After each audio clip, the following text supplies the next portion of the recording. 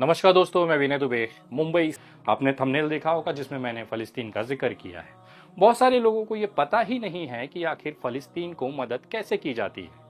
बहुत सारे लोगों को ये लगता है कि फ़लस्तीन एम्बेसी में चले जाएंगे, वहाँ पर पैसे जमा करा देंगे, रसीद ले लेंगे, तो फ़लस्तीन को वो पैसे गाज़ा पट्टी में पहुँच जाएगा और वहाँ के बच्चे निवाला पा जाएंगे, भूखे पेट हैं, उनको आराम मिल जाएगा, घाव लगी है तो मरहम मिल जाएगा। बहुत बड़ी गलतफहमी में आप जी रहे हैं। मैं लगातार 1 महीने से इस प्रोजेक्ट पे काम कर रहा हूँ। मैं फ़िलिस्तीन के एम्बेसी दिल्ली में भी गया, वहाँ पे एक अधिकारी से मैंने बात की। मैंने उनसे पूछा कि आखिर ये जो पैसे आप जमा करा रहे हैं उसको आप गाज़ा पट्टी तक कैसे पहुँचाएंगे। उन्होंने बाकायदा से जवाब दिया कि वहाँ पर राशन और बाकी मेडिकल एड्स वहाँ पे पहुँचाई जा रही है हमारे माध्यम से, और इसका पूरा पैसा वहाँ पर हम इंतज़ाम कर रहे हैं। लेकिन जब मैंने टेक्निकली उनसे पूछा कि एक बात बताइए कि अगर मैं मैप खोलता हूँ, अगर आपके स्क्रीन पे मैप दिख रहा होगा तो इसमें आप देखेंगे कि जो इजराइल है वो फिलिस्तीन के एम्बेसी के अधिकारियों और गाज़ा पट्टी के बीच में एक बड़े तादाद एरिया को कवर करता है। मैं बताना चाहता हूं, इनका जो हेडक्वार्टर है फ़लस्तीन एम्बेसी का, वो रमल्ला में है। रमल्ला ही उनका कार्यालय का ऑपरेशनल ऑफिस है, जहां से वो पूरे फ़लस्तीन इलाके में ऑपरेशनली चलाते हैं। पिछले 20 सालों से फ़लस्तीन एम्बेसी पर अमेरिका और इजराइल सरकार का, खासतौर पे इजराइल मिलिट्री का कब्जा है। मुझे आशंका ये भी है कि फ़लस्तीन एम्बेसी के पास जो पैसे जा रहे हैं वो दरअसल वो सीधा सीधा इजराइल के पास जा रहे हैं। क्योंकि जब मैंने गाज़ा पट्टी का नाम लिया कि वहाँ पर एक्चुअल ज़रूरत है, वहाँ के बच्चों को ज़रूरत है, वहाँ की महिलाओं को ज़रूरत है, ये जो तमाम जो लोग ज़कात दे रहे हैं, सदका दे रहे हैं, अपनी तरफ से एक पैसा दे रहे हैं वहाँ के लोगों के लिए, दरअसल वो पैसा वहाँ तक पहुँच ही नहीं रहा है। उदाहरण के साथ अगर मैं समझाऊं तो ये मैप आप देखिए, इसमें जो वेस्ट बैंक है उसके नीचे रमल्ला आता है। रमल्ला जो है वो फ़लस्तीन एम्बेसी का ऑफिस है, कार्यालय है, जहां से फ़लस्तीन एम्बेसी वर्क करती है। लेकिन ये जो पूरा वेस्ट बैंक है उसके बीच में इजराइल की पूरी सेनाएं हैं। ये पूरा जो इलाका है वो इजराइल के कब्जे में है।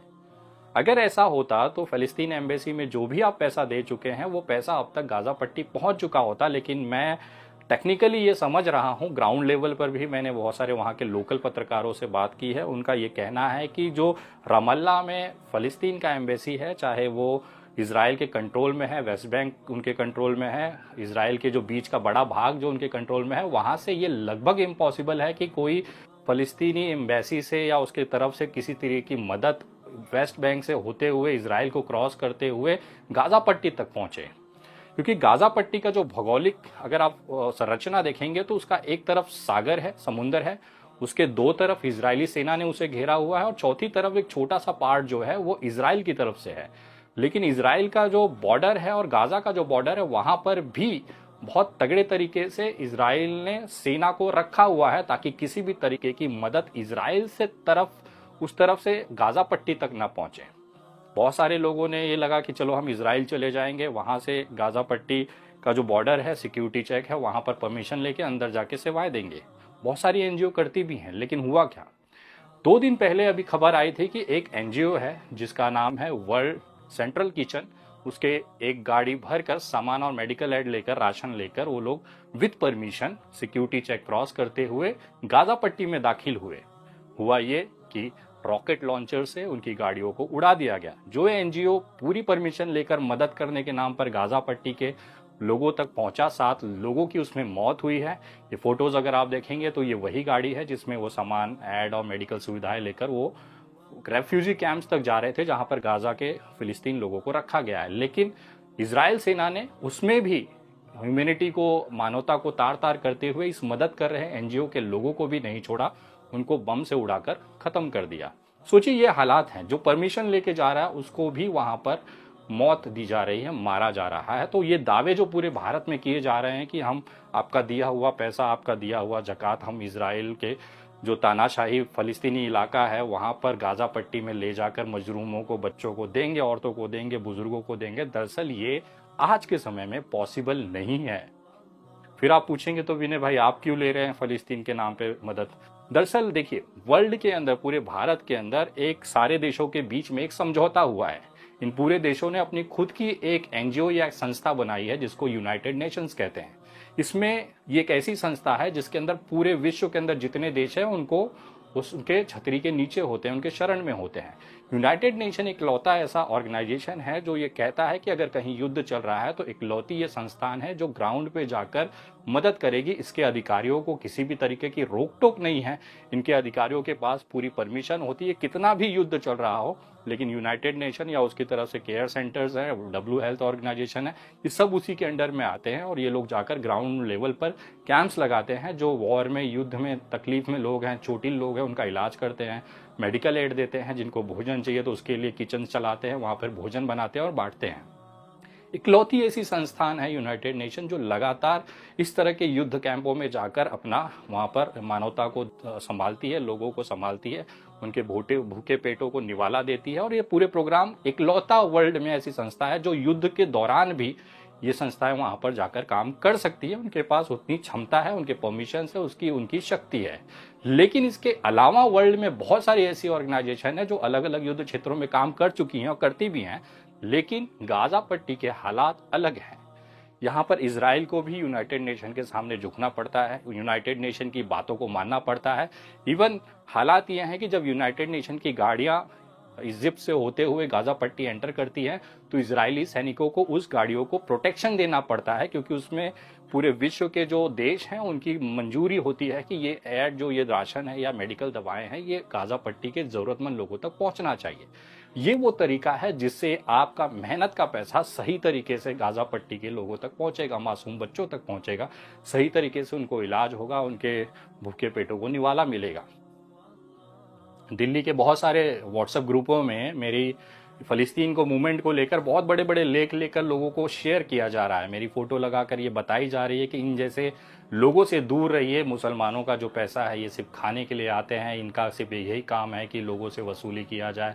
इमोशनल वीडियोस बनाकर विनय दुबे लोगों से इस तरह के मदद के नाम पर पैसे ले रहे हैं और अपने अय्याशी 5 स्टार होटलों और बढ़िया गाड़ियों में ऐश कर रहे हैं। भाई साहब, अगर मुझे ऐश करना होता तो आपको बता दूं, मुझे इस तरह की चीज़ें करने की ज़रूरत नहीं है। मैं सेटल्ड आदमी हूं मुंबई में, आज से 5 साल पहले जगुआर लेके चलता हूं बिना आपके मदद के। मैं अपने आप को, अपने हाथों की मेहनत के ऊपर इतना विश्वास रखता हूं कि मैं दुनिया में कोई भी चीज़ खरीद सकता हूं, कुछ भी कर सकता हूं। मुझे नहीं फ़र्क पड़ता फ़लस्तीन के जो लोग हैं, मर रहे हैं, उनके लोगों के सामने क्या दिक्कतें हैं। छोटे बच्चे अनाथ हो रहे हैं, महिलाओं को जो सैनिटरी पैड नहीं मिल रहा, गंदे कपड़े वो लगा रहे हैं, बुजुर्गों को गोलियां मार दी जा रही है, उनके घाव पर इलाज नहीं हो पा रहा, उनके घाव सड़ रहे हैं। मुझे क्या फ़र्क पड़ता, मैं तो आपकी कौम से भी नहीं आता। मैं वो इंसानियत पालता हूँ जिससे ये तकलीफ़ें नहीं देखी गई। इससे पहले भी मैंने बहुत सारे कैंप चलाए, बहुत सारे लोगों तक वो मदद पहुंचाई है, क्योंकि मेरे दिल के अंदर वो मानवता, इंसानियत है। मैं जात और धर्म नहीं देखता। लेकिन जब आपको अगर इतनी ही तकलीफ है तो मैं कहता हूं कि भैया ये जिम्मेदारी आप खुद उठाइए।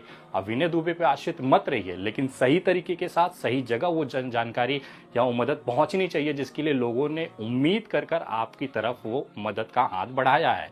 लेकिन हो क्या रहा है, वो सारे मदद, चलिए विनय दुबे गलत है, मैं मानता हूं आपकी बात कि चलो आपकी कौम से नहीं हूँ, सिर्फ मेरी इतनी गलती है कि मैं आपके कौम से नहीं हूँ। और इस तरह की मदद करने के लिए मैं अगर आता हूँ तो कुछ ऐसे मुसलमान हैं जिनको ये बर्दाश्त नहीं होता कि एक गैर मुसलमान इंसान हमारी मदद कैसे कर सकता है। होता है, हर समाज में ऐसे लोग हैं, हमारे भी हिंदू समाज में ऐसे बहुत सारे लोग हैं जिनको ये तकलीफ होती है कि आखिर विनय दुबे मुसलमानों के लिए आवाज़ क्यों उठाता है, लड़ता क्यों है। मेरे को सोशल मीडिया पर बदनाम किया जाता है, बहुत सारी गालियाँ दी जाती है, लेकिन मैं सब अवॉइड करता हूँ, क्योंकि मुझे पता है कि अगर मेरे मदद की अपील से या मेरी मेहनत से किसी छोटे से बच्चे के पेट में निवाला जा रहा है तो मेरी मेहनत सफल है। अगर किसी बुजुर्ग के घाव पर जो कि सड़ रहा था उस पर अगर दवाइयाँ लग जाएगी, मरहम लग जाएगी, तो मैं ऐसे बदनाम होने के लिए तैयार हूँ। आप करिए बदनाम, लेकिन हो क्या रहा है, ये बदनामी करने के बाद भी आप लोग मदद तो कर ही नहीं रहे हैं। चलिए आप बदनाम करते और मदद करते तो मुझे भी अच्छा लगता कि चलो कम से कम मेरे इस मुहिम के बाद किसी का तो ज़मीर जागा, वो आगे आया और जाकर उन्होंने मदद किया। मैं पूछना चाहता हूं, कांग्रेस में बहुत बड़े बड़े शायर जो आज राज्यसभा सांसद हैं, इतने बड़े पार्टी के राहुल गांधी के करीबी हैं, क्या वो मुख्तार अंसारी के घर गए? वो तो उसी कौम से आते हैं ना, क्यों नहीं गए? विनय दुबे आखिर इतना रिस्क लेके, इतना डेंजर थ्रेट्स लेने के बाद भी वहां पर पहुंचा। आप तो राज्यसभा के सांसद थे, आप क्यों नहीं पहुंचे मुख्तार अंसारी के घर? जब मुख्तार अंसारी जिंदा थे तो उनके शायराना मुशायरे में जाकर वहां पर बड़ी बड़ी शायरियां करना, उनको अपना अब्बू बता देना, जान बता देना, सब कुछ कर देना चलता था। लेकिन जैसे ही उसकी आंखें बंद हुई, शायर साहब गायब हैं। यहाँ तक कि वो ये अपना फर्ज भी नहीं समझते कि चलो शायर और मुशायरा वो अलग बात है, आपके व्यक्तिगत संबंध अलग बात है, लेकिन आप एक राज्यसभा सांसद हैं, एक व्यक्ति की मृत्यु हुई है जिस पे आरोप, जिनके ऊपर ये शंका व्यक्त की जा रही है कि उनको जहर देके मारा गया है। तो एक सांसद का फर्ज होता है कि आपके कौम का व्यक्ति मरा है, उसको जाकर सांत्वना देनी चाहिए, उसके लिए जांच के लिए आवाज उठाना चाहिए, लेकिन कोई रिएक्शन नहीं। तकलीफ ऐसे लोगों को है कि आखिर विनय दुबे क्यों पहुंच जाता। मैं एक बहुत साधारण, बहुत छोटा सा सामाजिक कार्य करता हूँ, मुझे एक इंसानियत की वजह से मुझे तकलीफ होती है और मैं चला जाता हूँ, मुझसे नहीं देखा जाता। इसलिए जाता हूँ कि देश के मुसलमानों को ये नहीं लगना चाहिए कि वो अकेले हैं। हम जैसे करोड़ों हिंदू भाई हैं जो उनके साथ में हाथ से हाथ पकड़कर, उनके साथ कंधे से कंधा मिलाकर खड़े हैं। सिर्फ वो जो भावना है उनके अंदर कि आप अकेले नहीं हैं, हम जैसे करोड़ों लोग आपके साथ हैं, उसको जिंदा रखने के लिए विनय दुबे रिस्क लेकर ये सारी चीजें करता है। लेकिन जिसको आप जिम्मेदार पद पे बिठा देते हो, उनसे क्यों नहीं पूछते ये चीज। फलस्तीन के लिए सांसद जी ने क्या किया, या बहुत सारे ऐसा, मैं किसी सांसद पे आरोप नहीं लगा रहा हूँ, बहुत सारे ऐसे नेता हैं जिनको आपने रहनुमा बनाया, लेकिन जब आपको सही में जरूरत होती है ये सब गायब हो जाते हैं। क्यों? मैं अगर अपना छोटा सा प्रयास करता हूं तो आपको क्यों बुरा लग रहा है? ठीक है, आप बुरा लगता है अपने घर रहिए, लेकिन मेरा काम करने का तरीका यही है। फलस्तीन एम्बेसी में आपने अभी तक जितने भी पैसे दिए हैं, जिन्होंने भी बहुत प्राउडली जाकर वहां पे पैसे दिए, रसीद बनवाई, 20 लाख, 50 लाख, 1 करोड़, 2 लाख, 10 लाख, 50,000, 500 रुपए, 10 रुपए भी अगर आपने फलस्तीन एम्बेसी में जाके दिए हैं तो मानिए आपने कहीं ना कहीं इजराइल को हथियार खरीदने के लिए, वहां के जो स्टाफ हैं उसको सैलरी देने के लिए अपनी तरफ से पैसे दिए।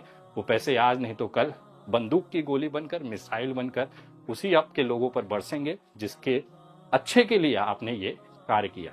थोड़ा तो टेक्निकली सोचा करिए, खोजा करिए कि जिसको आप पैसे दे रहे हो उससे पूछिए कि आखिर आप ये कैसे करोगे। गाजा पट्टी में बच्चों तक निवाला कैसे पहुंचेगा? क्या वो जो कह रहा है वो टेक्निकली पॉसिबल है कि अपनी जिम्मेदारी हो गई कि भाई हमने पैसा जमा किया, ले जाके फलस्तीन एम्बेसी को दे दिया, वो पैसा वहां जाने के बाद कहाँ यूज होगा?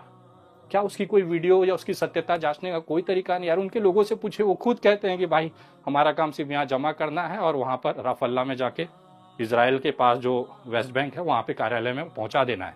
उस कार्यालय में पहुंचने के बाद आपको लगता है कि इजराइल सेना बंदूक लेके खड़ी है कार्यालय के बाद, और कार्यालय के किसी कर्मचारी की हिम्मत होगी कि वो पैसा उठा के गाजा तक जाए, इतनी दूर पूरे गाजा की मिलिट्री सेना को पार करके मदद करने के लिए? अरे अधिक से ज्यादा अधिकारी जो फिलिस्तीनी एम्बेसी में हैं वो इजराइल के लोग हैं। कॉमन सी बात है, जिसके हाथ में बंदूक उसकी सरकार है। उसके बाद भी आप लोग ये चीज समझने की कोशिश नहीं कर रहे हैं। बल्कि मैं जिस तरीके से, आपको पता हो सकता है मेरा भी तरीका गलत हो यूनाइटेड नेशन, लेकिन मैंने काम होते हुए देखे हैं। जब शुरुआती दौर में मैं $500 $600 रोज भेजता था तो उसके वीडियोस मेरे पास आते थे कि सर आपने जो डोनेट किया उसकी तरफ से इतना किलो राशन ये आज इस रिफ्यूजी कैंप नंबर 7 में गाजा पट्टी में लोगों को, बच्चों को बांटी जा रही है, उसकी वीडियोस आती है। मैं संतुष्ट हूं इस चीज से। बताना ये भी चाहूंगा कि फिलहाल यूनाइटेड नेशन में वो चीजें, अभी वो ऑफिशियली तौर पे ये कहते हैं कि गाजा पट्टी में उनका जो रिफ्यूजी कैंप है वो बंद किया गया है फिलहाल टेम्परेरी तौर पर, लेकिन कुछ ही दिनों में वापस से चालू होगा।